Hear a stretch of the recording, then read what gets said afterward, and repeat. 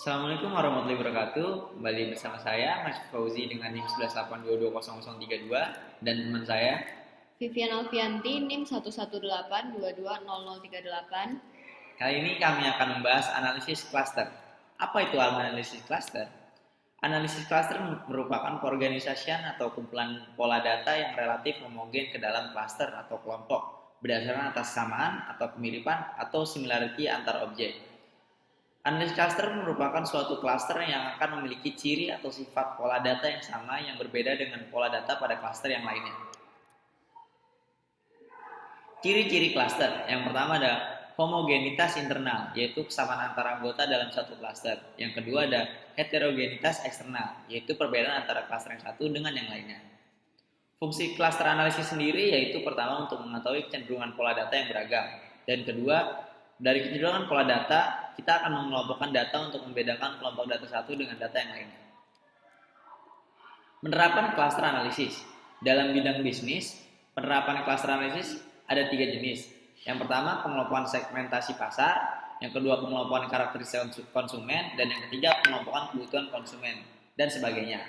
Lalu dalam bidang perencanaan dan kota sendiri, yang pertama pengelompokan kabupaten atau kota berdasarkan IPM dan tingkat kemiskinan. Lalu pengelompokan kawasan perkotaan berdasarkan karakteristik kekumuhan. Dan yang terakhir pengelompokan kawasan berdasarkan tingkat kerawanan bencananya dan lain-lainnya. Analisis cluster dibagi menjadi 2 metode. Yang pertama metode hierarki dan yang kedua metode hierarki. Metode hierarki sendiri didahului dengan pengelompokan 2 atau lebih objek yang memiliki kesamaan yang paling dekat. Yang kedua, terdapat hierarki atau tingkatan antara data atau objek dari yang paling mirip hingga paling tidak mirip. Yang ketiga, menggunakan dendrogram. Lalu, pada metode non-hierarki diawali dengan menentukan jumlah klaster terlebih dahulu, seperti 2 atau 3 atau lebih. Yang kedua, pembentukan klaster tidak memperhatikan hierarki. Dan yang terakhir, menggunakan key means. Input data. Pada input data analisis cluster yang pertama, data mentah atau objek atau variabel dibuat menjadi matriks similarity dan lalu dibuat menjadi formasi kelompok. Data mentah diubah ke dalam matriks similarity, selanjutnya dirumuskan formasi kelompok dengan prinsip variasi dalam kelompok lebih kecil daripada variasi antar kelompok. Pada metode hierarki, ada metode aglomerasi. Metode aglomerasi sendiri berawal dari masing-masing objek berdiri sendiri yang pada akhirnya keseluruhan objek berada dalam satu kelompok yang sama. Lalu yang kedua ada metode divisif, yaitu berawal dari seluruh objek berada dalam satu kelompok yang sama, lalu akhirnya masing-masing objek menjadi satu kelompok-kelompok yang saling terpisah. Nah, bisa dilihat metode hierarki atau mencari pasangan objek dengan jarak terdekat, lalu digabungkan berdasarkan jarak di mana masing-masing objek dianggap satu kelompok yang saling terpisah atau n kelompok. Bisa dilihat pada rumus berikut atau bisa disebut rumus Euclidean distance. Metode hierarki yang pertama untuk menghitung matriks jarak baru. Ada 3 cara untuk menghitung jarak ke kelompok baru. Yang pertama single linkage atau ambil jarak kelompok lama atau objek ke dalam kelompok baru yang terdekat. Yang kedua complete linkage atau ambil jarak kelompok lama ke anggota kelompok yang baru yang terjauh. Yang ketiga average linkage, ambil jarak rata-rata dari kelompok lama ke kelompok baru. Dan yang untuk mencari pasangan baru yang punya jarak terdekat ada 3 cara juga. Yang pertama dari objek ke objek, yang kedua objek ke kelompok, yang ketiga dari kelompok ke kelompok. Pada metode hierarki ada yang namanya dendrogram. Dendrogram sendiri digunakan untuk menentukan klaster yang kita inginkan. Selain itu dapat digunakan untuk melihat proses pembentukan klaster tersebut. Dendrogram menunjukkan jarak antar objek. Berikut merupakan contoh soal dalam penerapan analisis klaster. Dalam sebuah proses perencanaan wilayah Provinsi Lampung untuk menentukan lokasi pusat-pusat pelayanan regional bagi masyarakat, diperlukan penilaian terhadap seluruh kabupaten atau kota yang ada dengan mempertimbangkan berbagai ketersediaan sarana dan prasarana bagi masyarakat. Namun, lokasi pusat-pusat pelayanan yang akan ditetapkan tidak tunggal, sehingga diperlukan analisis pengelompokan atau klaster untuk meringkasnya. Gunakanlah analisis klaster untuk mengelompokkan kabupaten atau kota dengan karakteristik yang relatif sama, sehingga penilaian lokasi pusat pelayanan regional dapat dengan mudah dilakukan. Datanya bisa dilihat sebagai berikut ini.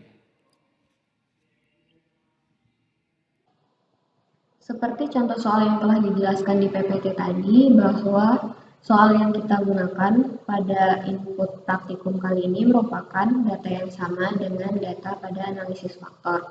Karena di sini yang akan kita inputkan adalah nilai faktor yang kita dapatkan dari analisis sebelumnya. Langkah yang harus dilakukan yang pertama adalah klik Analyze, kemudian kita pilih Classify, dan pilih Hierarchy Cluster.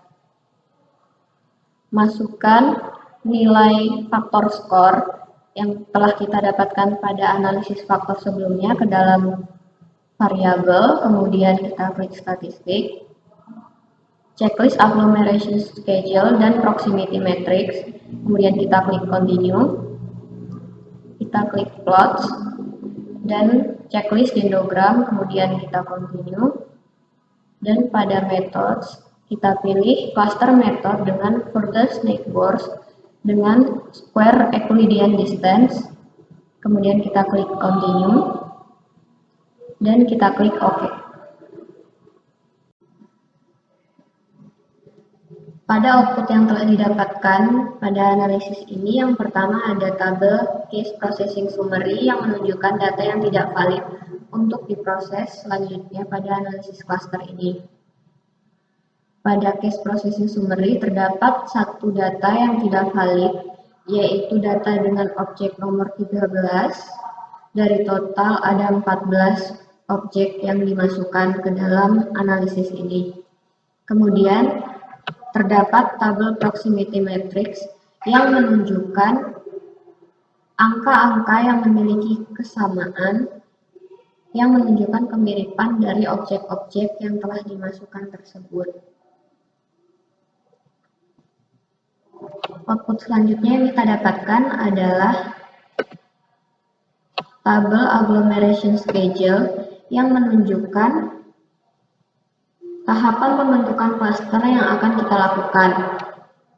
Misalnya pada stage 1, klaster 1 memiliki kesamaan dengan klaster 2, yaitu pada objek nomor 11 dan 1 dengan kedekatan 0,388. Pada stage 2, di klaster 1, objek nomor 3 dekat dengan objek nomor 4 dengan kedekatan 0,429.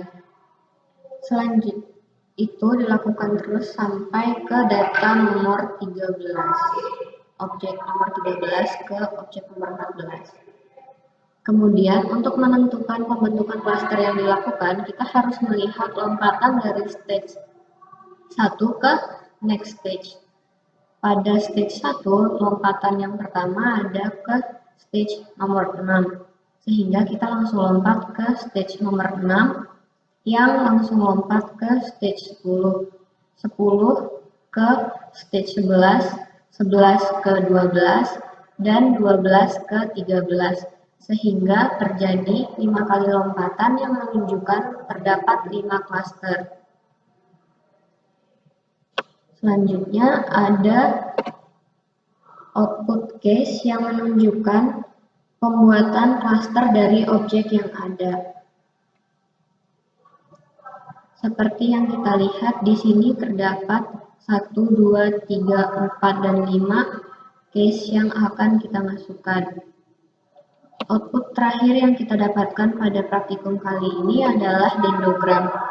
Seperti yang kita tahu pada tabel agglomeration schedule tadi, bahwa terdapat 5 klaster yang berasal dari 5 lompatan objek, sehingga klaster yang pertama kali kita dapatkan adalah objek 1, 11, 7, dan 8, klaster 2 yaitu 2, 6, dan 9, klaster 3, 10, 12, dan 15, klaster 4, 3, 4, dan 5, dan klaster 5 atau klaster terakhir yaitu objek nomor 14.